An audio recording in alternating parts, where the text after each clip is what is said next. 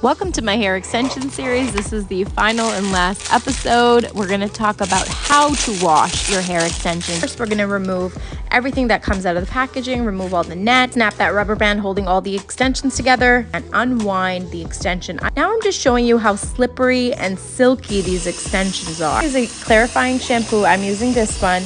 We are going to rinse it first and we're going to do a double cleanse. So lather, lather, lather as much as you can. And I'm going to show you everything that comes out. Look at that. Ew. A lot of that's obviously previous dye, but we still want to take everything off. Double cleanse this is my second shampoo that I'm doing. Get that second pass through. Still a lot of stuff coming out. I normally don't save this water, but I saved it for you guys to see. I'm going to rinse it again now until the water runs clear. Then I'm going to go ahead and dry them all together.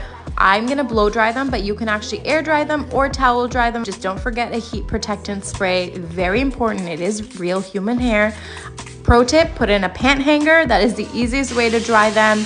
Then I'm gonna go ahead and blow dry them because I personally think it has the best results.